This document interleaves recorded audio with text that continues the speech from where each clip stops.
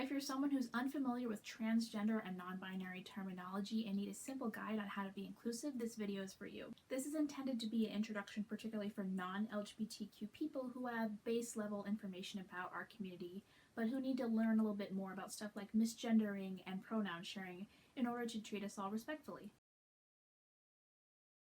So I'm going to quickly and simply take you through 6 straightforward steps that you can take in your everyday interactions to be more inclusive and welcoming for trans and non-binary people. Number 1, understand LGBTQ terminology. Number 2, ask for and introduce yourself with your pronouns. Number 3, abandon gendered language. Number 4, abandon assumptions. Number 5, actively adjust and be accountable. And number 6, spread the word. Let's get into it.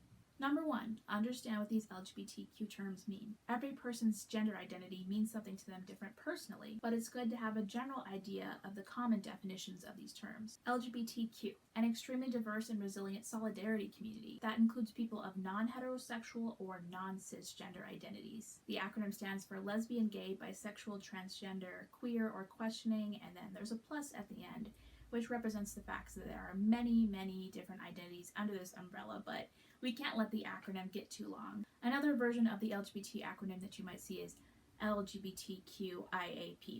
And in that case, the last 3 letters refer to intersex, asexual, and pansexual. There are so many more identities. Gender identity, what someone feels their gender is and how they describe their gender to other people. Gender identity is distinct from sex, which refers to the anatomical label for the reproductive organs. And examples of that are male, female, and intersex. Gender identity cannot be assumed based on someone's name, how they appear, how they dress, and so on. Gender identity is also not determined by physical sex. Cisgender, you are cisgender, or cis for short, if you have never seriously questioned your gender identity, and you're comfortable with the sex and the gender that you were assigned with at birth. For example, your birth certificate says you were assigned female and you now identify as a woman. Transgender, often shortened to trans, someone whose gender identity does not match the traditional gender standards assigned to the sex that they were assigned with at birth. For example, someone who was assigned female at birth but later on realized in their life that they identify as a man could be transgender. People who are transgender are no less of a real man or a real woman than cisgender men or women. Non-binary. Non-binary gender reflects the fact that gender is a spectrum rather than a set of 2 strict either-or genders. A person whose gender is non-binary is neither a man or a woman. The distinction between transgender and non-binary is sometimes but not always that a transgender person is either a man or a woman, and a non-binary person is neither a man or a woman. But transgender identity does not have to be binary. Non-binary people typically want to be referred to with gender-neutral language. Queer. Queer is a term often used as a slur against LGBTQ people that many of us have decided to reclaim and proudly use as a term to describe our diverse identities from gender to sexuality. For example, I describe myself as a queer black non-binary person. For me, queer is an umbrella term that reflects my LGBTQ identity without having to specify my sexuality. Not all of us want to talk about our sexualities all the time. For me, it's enough to just say queer, but I do also specify that I'm non-binary because I don't want to get misgendered. Because queer is a reclaimed slur, you should never use it to refer to an LGBTQ person unless you have that person's permission and you are also yourself a part of the LGBTQ community. This list is absolutely non-comprehensive. There are so many different identities, sexualities, genders, and so on under the LGBTQ plus umbrella that you can find out there. Don't have time to cover all of them today, but I put a link in the description box below to a list where you can find more definitions. I recommend that you check that out. Number 2, ask for and introduce yourself with your pronouns. Pronoun sharing is an essential inclusive practice, so normalize introducing yourself with your pronouns and asking others for theirs. This is something you should do regardless of whether you personally identify as cis, trans, non-binary, whatever. Here's an example interaction. Hi there, my name's Alex. My pronouns are they, them, theirs. Nice to meet you. I'm T'Challa. My pronouns are he, him, his. Hi there, my name's Alex. My pronouns are they, them, theirs. I'm Steve Rogers. Nice to meet you. We're glad to have you, Steve. What are your preferred pronouns? The reason that you should share your pronouns is that you never know when there's going to be an LGBTQ person around you, so you should always assume that you need to be making an inclusive environment. And when you share your pronouns, you signal to any potential people out there who are not cis that it's safe for them to be their authentic selves around you. Of course, trans and non-binary people don't always feel safe sharing their pronouns with people that they've just met who are strangers because Doing so may disclose the fact that they are cis, and they might not know if that environment is a safe one yet. Because of that, do not push anybody to share their pronouns if they're expressing discomfort. I promise you, more often than not, if you initiate pronoun sharing, it will bring a smile to the face of any trans and non-binary people around you. Feeling welcome is a great feeling, and for so many of us, it is too often a very rare feeling.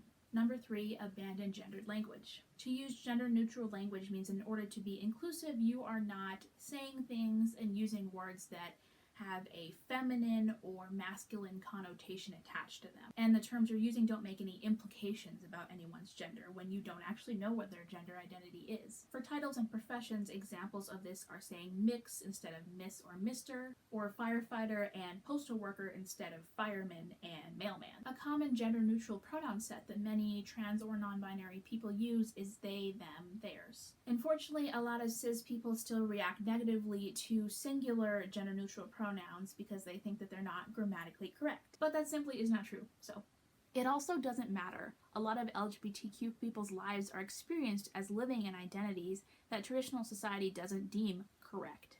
These pronouns are indeed grammatically correct and have been in use for centuries. We use gender-neutral language all the time to refer to people whose gender identity we have not identified yet. For example, you tell your roommate that your friend is coming over, and your roommate asks, do they want to join us for dinner? Your roommate didn't know your friend's gender, so they said they. You can likewise use they, their, themself, theirs to refer to people who tell you that those are the set of pronouns that they use. By the way, when someone tells you that those are their pronouns, it's not optional. When you refer to a trans or non-binary person with the wrong set of pronouns or with a term that doesn't match their gender identity, you are misgendering them. An example of this would be calling a transgender male she or her, or referring to a group of people as gentlemen when not everybody in that room identifies as a man. Regardless of whether it is unintentional or accidental, misgendering is deeply uncomfortable for trans and non-binary people. And many people even consider misgendering to be an act of violence. Misgendering is something that should be taken seriously. Number 4, avoid assumptions. Binary thinking can be really exclusionary for trans and non-binary people, and it can rear its ugly head in these kinds of assumptions. Assuming someone's gender identity, assuming someone's sexuality or the gender identity of their partner, believing that there are only 2 correct sets of gender pronouns, he, him, his, and she, her, hers. There are many sets of pronouns out there and all of them are valid. Assuming someone's gender identity based on how masculine or feminine you judge their appearance to be. Using gendered nicknames, titles, and terms to refer to people when it's completely unnecessary. Regardless of whether someone is cis, trans, or non-binary, it's rarely appropriate to use gender terms when the gender is completely irrelevant in that situation. Number 5, actively adjust and be accountable, aka what do you do if you mess up? It's okay to mess up. Everybody gets tripped up sometimes, especially if you are completely new to interacting with people who are openly trans and non-binary. It can take some time for your brain to adjust to filling in the right words when you are speaking to or about those people. If you continue to have trouble with getting it right, do whatever it takes to train your brain. Catch yourself if you find you're making assumptions and judgments about people based on their appearances alone. Dedicate yourself to working gender terminology out of your vocabulary. Practice using gender-neutral terms out loud. Be patient with yourself, but be accountable for your mistakes. It's not intent that matters here, it's really about the impact. You don't need to make a big deal out of it if you slip up. Just correct yourself, apologize if it's appropriate in that moment or later on, and move on. The last thing that trans and non-binary people generally want is for a ton of attention to be brought into the awkwardness of that moment and be about their identity. We just want to be treated normally and respectfully. Number 6, spread the word. You're watching this video because you want to be welcoming to trans and non-binary people, and you want to commit to making every social space inclusive for people of every gender identity. But it's not just about non-cis people's interactions with you directly. It's about engaging and normalizing these practices in every conversation you have. So eventually, no matter where they go and who they're talking to, trans and non-binary people will feel safe in those spaces. Following everything in this video is the absolute least that you can do to set that vision in motion. By leading by example in your interactions, you can expose and encourage other people to these practices who may be completely unfamiliar with them, like you may have been at the start of this video. As those people take those practices up, they strengthen them as a general social norm. Thank you so much for watching this. As I said at the start, this is intended to be a very introductory and simplified guide. There is so much more to learn about LGBTQ identity and our gender diversity in the community. However, you don't have to have an intimate understanding of our gender identities to show us basic respect, and that is what this video has been about. If you have any questions about anything I said in this video, go ahead and drop them in the comments. I hope you enjoyed this video. Bye now.